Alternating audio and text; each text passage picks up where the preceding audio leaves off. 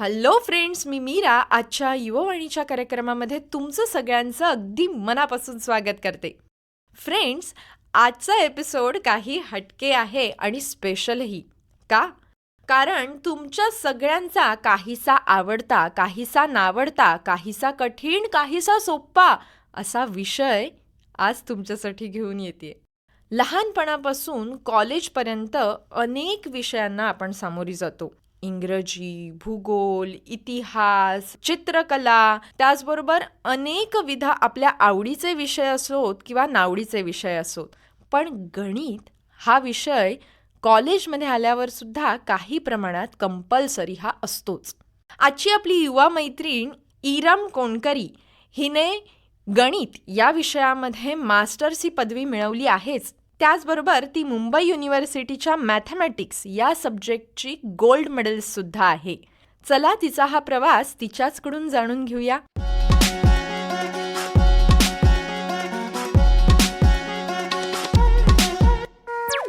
Hello Iram, आकाशवाणीच्या स्टुडिओमध्ये तुझं खूप खूप मनापासून स्वागत करते आणि सर्वप्रथम तुझे मनपूर्वक अभिनंदन.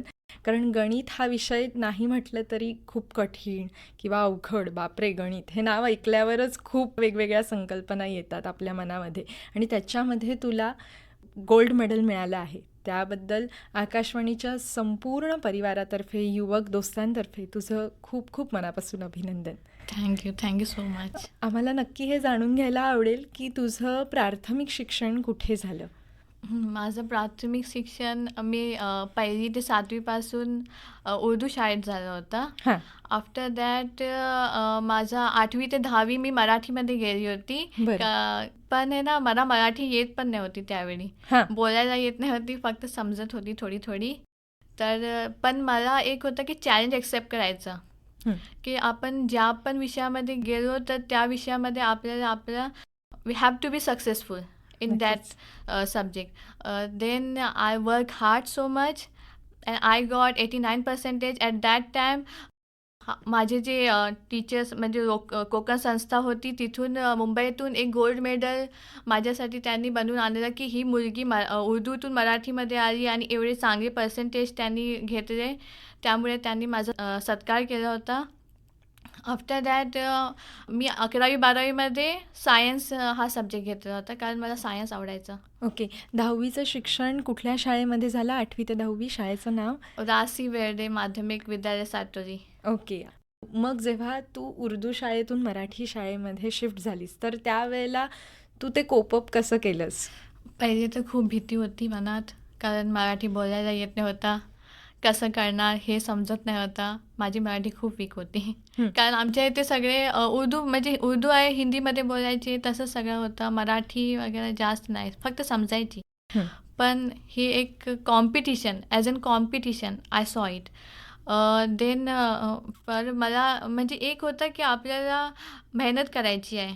ज्या पण विषयामध्ये जिथे पण गेलो, जी पण लँग्वेज घेतली त्यामध्ये आपल्याला आपले 100% द्यायचं आहे आणि त्यात सगळ्यात चांगलं मार्क्स काढायचे, हेच फक्त मनात होतं. मग त्यासाठी तू काही अवांतर वाचन वगैरे केलंस की तीच पुस्तकं सारखी सारखी काय नक्की काय सगळ्यात टेक्निक केली? पहिले तर एक काम केलं की मराठीमध्ये जशी मराठी येत आहे म्हणजे म्हणजे कशी पण त्यामध्ये बोलायचा प्रयत्न केला. लोक हसू दे, कसं पण काय फरक पडत नाही. आपल्याला करायचं आहे ते करायचं आहे. मग मराठी हळूहळू शिकली आणि त्यानंतर तर मला माहिती पण नव्हतं. 8वीपासूनच जेव्हापासून मी गेली होती तेव्हापासून मी खूप हार्डवर्क केलं होतं. तेव्हापासून माझा नंबर यायचा त्या स्कूलमध्ये, हायस्कूलमध्ये. आणि 10thमध्ये मला 89% भेटले. तर जेव्हा त्या मुंबईतील कोकण संस्था त्यांना माहिती पडलं की ही मुलगी उर्दूतून मराठीमध्ये येऊन एवढे चांगले पर्सेंटेज काढते, तर त्यांनी माझ्यासाठी गोल्ड मेडल आणलं होतं आणि ते तुझं पहिलं बक्षीस पहिलं बक्षीस होतं. ओके. तू म्हणालीस आत्ताच मगाशी की सायन्स हा सब्जेक्ट आवडतो, त्यामुळे तू 11वी-12वी सायन्स घेतलंस. मग महाविद्यालयीन शिक्षण तू सुरू केलंस, ते कुठे सुरू झालं? लांजामध्ये, new English school Lanja. Okay. 11th-12th. मग तेव्हापासूनच तुझं असं ठरलं होतं का की तू म्हणजे पुढे जाऊन गणित या विषयातच घेणार किंवा गणित हा विषय कधीपासून तुला आवडायला लागला? म्हणजे पहिले मला गणित म्हणजे सगळे विषय मला आवडायचे. सायन्समध्ये physics, chemistry, mathematics, biology every subjects I like. म्हणजे मला असं होतं की जे पण सब्जेक्ट घेतलं त्यामध्ये आपलं 100% द्यायचं आहे. ते सगळे सब्जेक्ट माझे फेवरेट सब्जेक्ट. ओके. त्यानंतर मी नीटची एक्झाम दिली तेव्हा मला डॉक्टर म्हणजे बनायचं होतं. हां. पण माझ्यासाठी आणखी काहीतरी चांगलं होतं. नक्कीच.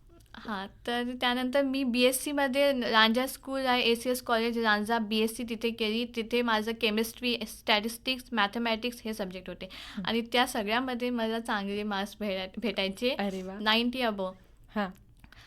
लेकिन जब मैं लास्ट TY में थी तभी मेरे को लगा कि कौन सा भी एक सब्जेक्ट मेरे को चूज़ करना है हार्ड सब्जेक्ट. हं. तर मी मॅथ्स हे चूज केलं कारण maths is a toughest one subject. हं. कॉम्पिटिशन हाय होता हं. पण आपल्याला करायचं होतं. नक्कीच. आणि मग कॉलेजकडनं कसा सपोर्ट होता किंवा तिथले शिक्षकांचा कसा सपोर्ट मिळाला तुला? Teachers are very good. जेव्हापासून मी स्टार्ट केलं होतं ना तेव्हापासून माझे सगळे टीचर्स सपोर्टिव्ह होते. म्हणजे पुढे व्हायचं अशी प्रेरणा देणारे होते. हां, हां. सगळे चांगले होते. मग ह्याच्यासाठी तू काही कॉलेज व्यतिरिक्त कोचिंग क्लासेस लावलेलेस नाही, का? कधीच नाही.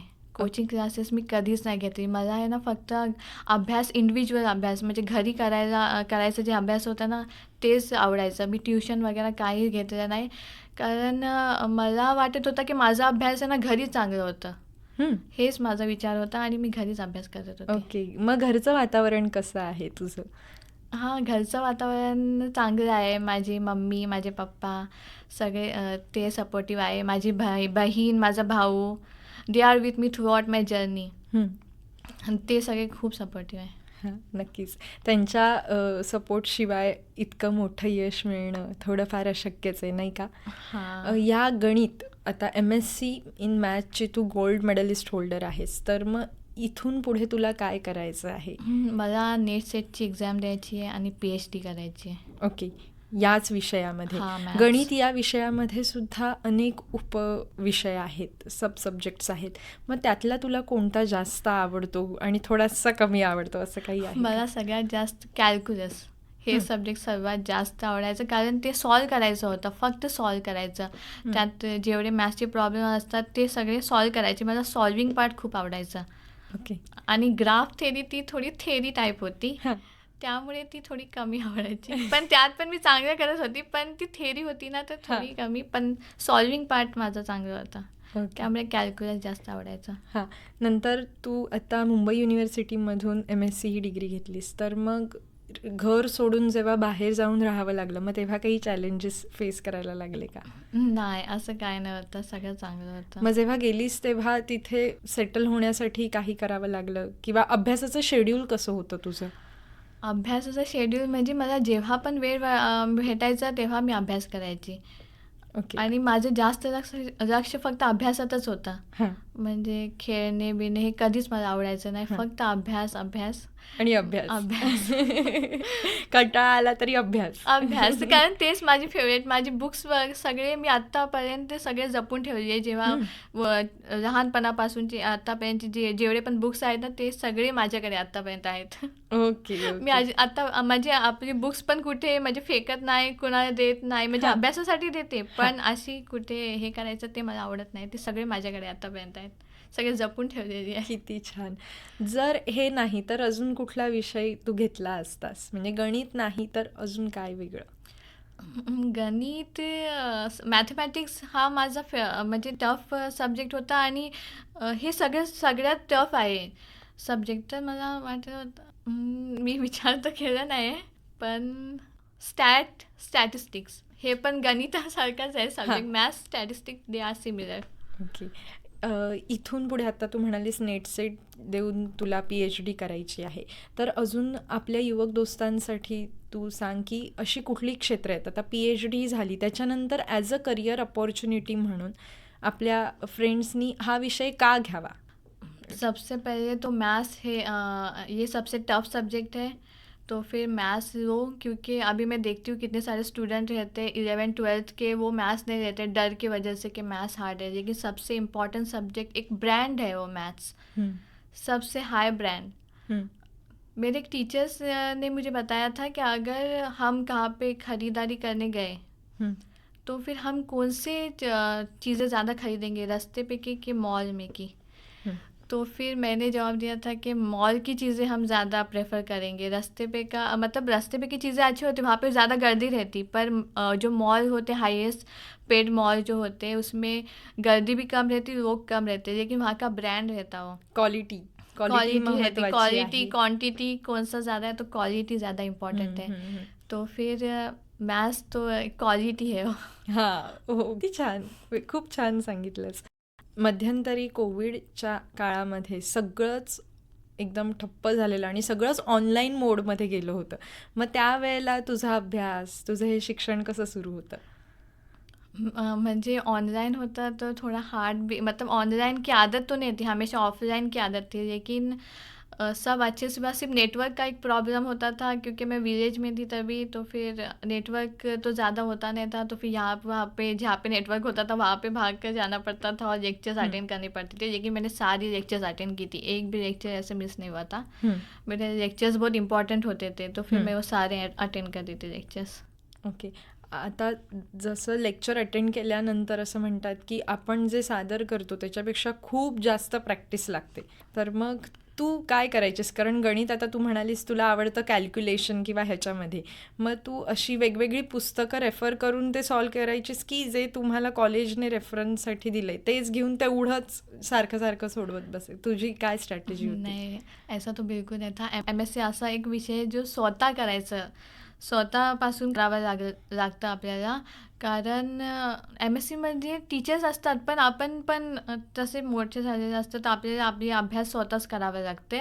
सगळे नोट्स वगैरे मी काय करत होती की गुगल वगैरे करून, ते यूट्यूबवरून जेवढे पण नोट्स भेटतात, म्हणजे सर्च करायची बुक्स वगैरे आणि त्यापासून सगळे नोट्स काढायची. हं. आणि ते जेवढे जेवढे सगळे, म्हणजे मॅथ्स असा एक सब्जेक्ट आहे की एक कॅल्क्युलेशन आपण असं बोलू शकत नाही की मॅथ्स फक्त एकाच मेथडने सॉल्व्ह होते. हं, त्यासाठी भरपूर मेथड असतात हं, वेगवेगळी. तर तशी किती मेथड मला, म्हणजे एक मॅथ्ससाठी मी बघायची की 2 तरी मेथड मला म्हणजे यायला पाहिजे सॉल्व्ह करायचं. एक मॅथ्स हं. 2 मेथडने.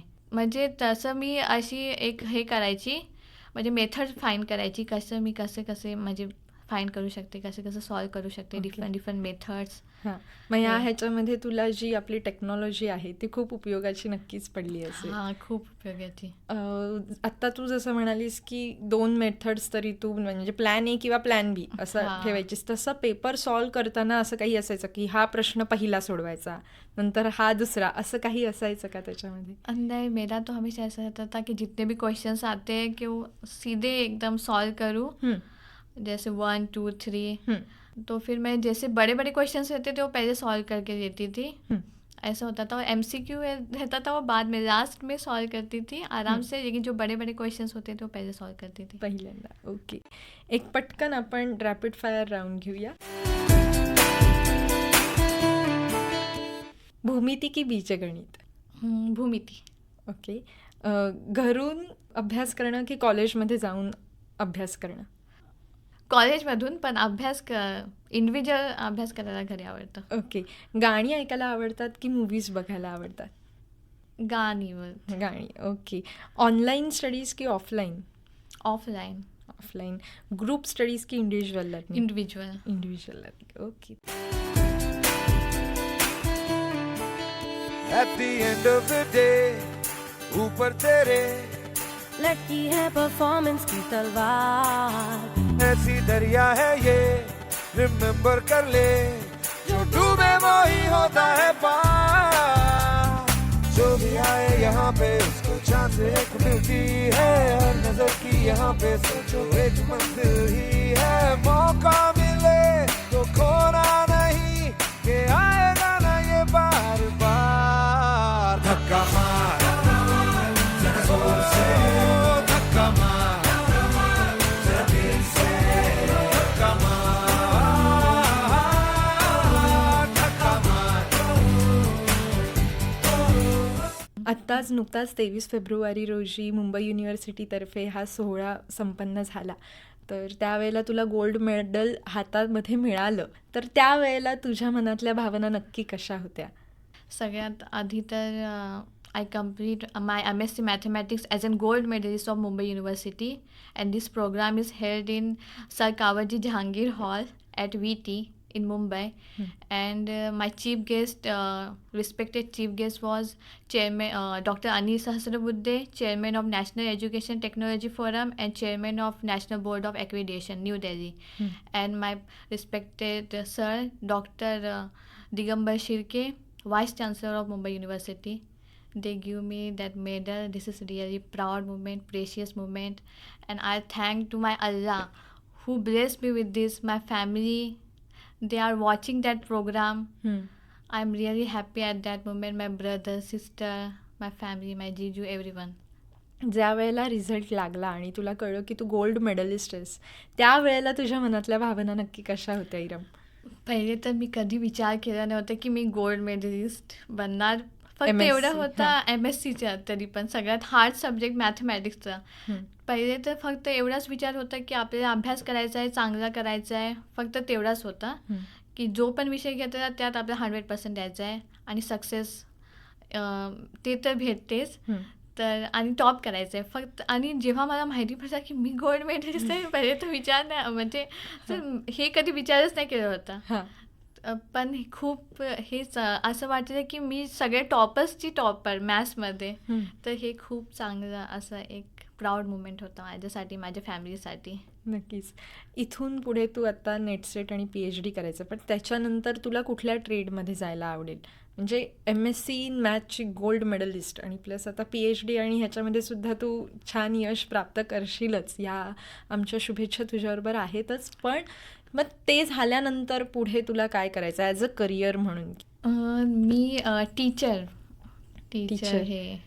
ओके. कारण माझ्या टीचरने मला एवढं चांगलं शिकवले, तर मला पण अशी आहे की मी पण आपल्या स्टुडंटसाठी काहीतरी करू. म्हणजे जेव्हा ते बनणार तर त्यांसाठी पण आपल्याला एक टीचर्स म्हणून एक प्राऊड मुमेंट होता. कारण माझे सगळे टीचर्स खूप खुश होते जेव्हा त्यांना माहिती पडलं की आमची स्टुडंट ही गोल्ड मेडलिस्ट आहे. तर त्यांच्यासाठी एक प्राऊड मुमेंट होता. तर मला पण असं वाटतं की माझ्यासाठी पण ते प्राऊड मुमेंट व्हावं. आणि अशी कोणतरी अजून एक इरम जी गोल्ड मेडल मॅथ्समध्ये येईल, अशी तुझी स्टुडंट पुढे होईल. किती छान. आपल्या युवक दोस्तांसाठी तू जाता जाता काय संदेश देशील? मी फक्त एवढंच बोलीन की मेहनत करा, हार्डवर्क करा, सगळं यश तुम्हाला भेटेलच. आणि तो जो यश असेल तो खूप गोड असेल. जो फळ बोलतात ना की मेहनतचं एक फळ असते, तर ते फळ खूप गोड असं आहे. तर तुम्ही मेहनत करा आणि आपल्या गॉडवर विश्वास करा. जो पण असेल, जो पण करिअर असेल, तर त्यामध्ये तुम्ही यशस्वी होणारच. फक्त माझा अल्लावर खूप भरोसा होता की ते मला म्हणजे कधी हे करणार नाही. त्यांनी मला नेहमी सपोर्ट केलं. he blessed me with this gold medal. This is really proud moment for me. I'm really happy. My family are happy. This is really a precious moment. तो खुद पे भरोसा करो और आगे बढ़ो. कुछ हार्ड नहीं रहता. हर एक चीज़ हम मेहनत करेंगे तो हर एक चीज़ हासिल हो सकती है. सिर्फ खुद पे भरोसा रखो, अपने गॉड पे भरोसा रखो, हर एक चीज़ तुम्हारे को मिलेगी. नक्कीच. या ह्याच्यामध्ये असा कुठला एक किस्सा किंवा अनुभव की जो तुला इथून पुढे की हां, ह्याने मला काहीतरी शिकवलं किंवा हा किस्सा मी आयुष्यभर स्मरणात राहील माझ्या, असं काही? मेरी मम्मी वो हमेशा मेरे को बहुत सपोर्ट करती. मतलब मेरे को ना ऐसा था कि मैं मेहनत करती है, मिलेगा क्या नहीं पता नहीं, मतलब कैसा करूँ आगे. मेरे इसमें डर बहुत है कि मैं कर सकती हूँ क्या नहीं. लेकिन मेरी मम्मी हमेशा मेरे को हिम्मत देती है, आगे बढ़ने की हिम्मत. ऐसा तो मेरे को लगता है कि मेरे को आगे तक पुश करने का काम मेरी मम्मी करती है हमेशा. त्यामुळे ती तुझी इन्स्पिरेशन आहे, आयडॉल आहे. माझी बेस्ट फ्रेंड आहे. खूप मस्त. इरम, पुन्हा एकदा खूप खूप शुभेच्छा. तू वेळात वेळ काढून आलीस आणि तुझी जी खूप अशी छान आणि मोठी स्वप्न आहेत ती तू नक्कीच साध्य करशील. याच शुभेच्छा मी आकाशवाणी रत्नागिरीच्या संपूर्ण परिवारातर्फे तुला देते. आणि पुन्हा एकदा मनापासून धन्यवाद तू इथे आल्याबद्दल आणि खूप छान अशी तुझी जर्नी आमच्याबरोबर शेअर केल्याबद्दल. आणि तुम्ही सगळ्यांचं पण खूप खूप धन्यवाद की तुम्ही मला आकाशवाणी इथे बोलवलात आणि एवढी रिस्पेक्ट दिली. Thank you so much. पुन्हा एकदा मनापासून खूप खूप अभिनंदन. थँक्यू.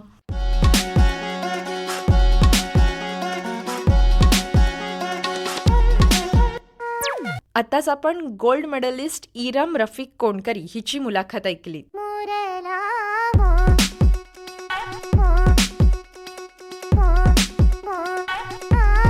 One more time.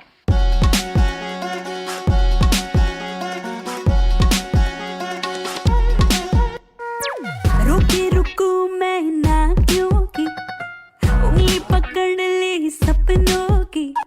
आए है खुशियों के पंछी, खुली जो खिड़की अखियों की.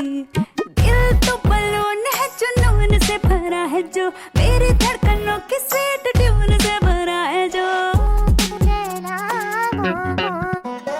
दिल तो बलून है, जुनून से भरा है जो, मेरी धड़कनों की स्वीट ट्यून से भरा है जो.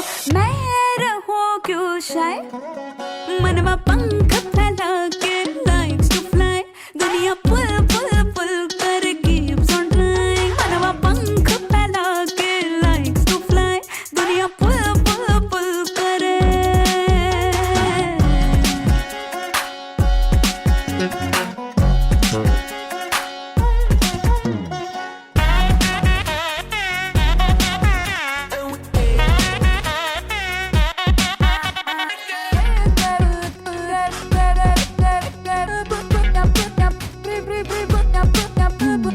आजकल सच में जिंदगी है टच में, दुनिया भी है भली लाइक सहेली. लम्हों के बस में, सपनों के चश्मे, पहनों में हो चली उम्मीदों की गली. दिल थोड़ा स्वीट है, बस थोड़ा सा ही ढीठ है. दिल थोड़ा स्वीट, थोड़ा ढीठ सा है जी. थोड़ा टेढ़ा मेढ़ा, थोड़ा नीट सा है जी. है तो अपना ही भाई. मनवा पंख फैला के likes to fly. दुनिया पुल पुल पुल करे keeps on trying. मनवा पंख फैला के likes to fly. दुनिया पुल पुल पुल करे.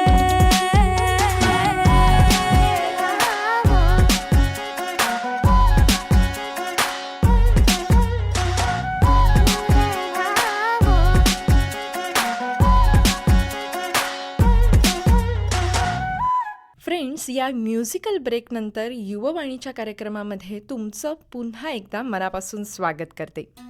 फ्रेंड्स, केंद्र सरकारच्या युवा व्यवहार आणि क्रीडा मंत्रालयाच्या मार्गदर्शनाने सध्या देशभरामध्ये जिल्हा पातळीवर युवा उत्सवांचं आयोजन करण्यात येत आहे. माननीय पंतप्रधान श्रीयुत नरेंद्र मोदींनी सध्याच्या अमृत कालखंडात देशातील युवकांना पंचप्राणांचं पालन करण्याचं आवाहन केलं आहे.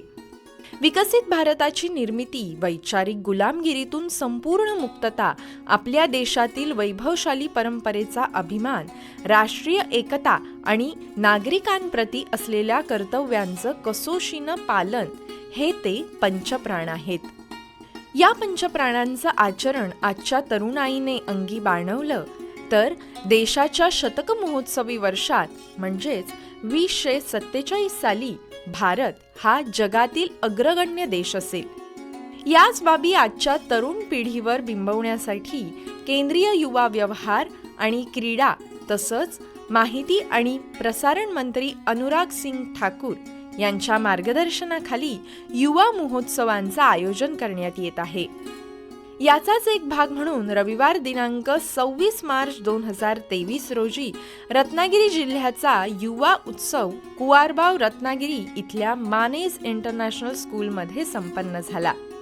यावेळी जिल्हा नियोजन अधिकारी श्रीयुत सत्यविनायक मुळे सर, सायबर सेलचे सहाय्यक पोलीस निरीक्षक नितीन पुरळकर सर, नेहरू युवा केंद्राचे जिल्हा समन्वयक मोहित कुमार सैनी सर, अंधश्रद्धा निर्मूलन चळवळीतील ज्येष्ठ कार्यकर्ते बाळ सत्यधारी महाराज, मानेज इंटरनॅशनल प्रशालेचे प्राचार्य श्रीयुत उल्हास सप्रे सर इत्यादी मान्यवर उपस्थित होते.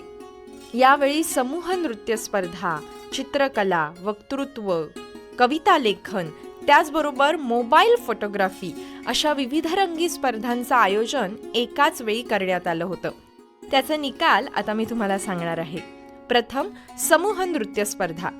समूह नृत्य स्पर्धेमध्ये तृतीय क्रमांक पटकावला नृत्य मल्हार अकॅडमीने, तर द्वितीय क्रमांक पटकावला आहे ललित कला अकादमीने.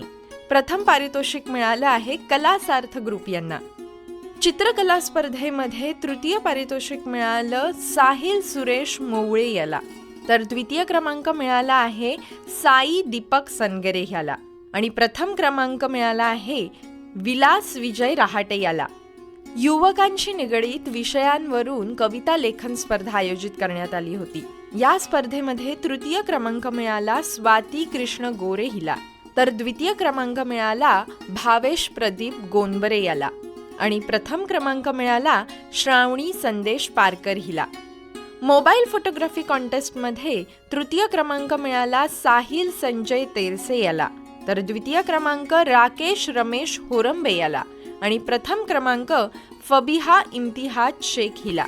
त्याचबरोबर भारत आणि युवक या विषयांवर आधारित वक्तृत्व स्पर्धा झाली. त्याचा निकाल असा: तृतीय क्रमांक मेघना बेहेरे, द्वितीय क्रमांक सिद्धी नागवेकर आणि प्रथम क्रमांक पटकावला श्रेया कुलकर्णी हिने. जिल्हाभरातून अनेक युवकांनी उत्स्फूर्तपणे असा प्रतिसाद या स्पर्धेला दिला. नेहरू युवा केंद्र आणि भारत सरकार यांच्या माध्यमातून आपल्या युवकांना प्रोत्साहन मिळावं म्हणून अनेकविध स्पर्धा आयोजित करत असतात. अशा स्पर्धांमध्ये आपण भाग घेऊन अशा स्पर्धांमध्ये आपणही भाग घ्या आणि आपल्या नावाबरोबरच आपल्या शहराचं, जिल्ह्याचं नाव देश पातळीवर नक्की न्या.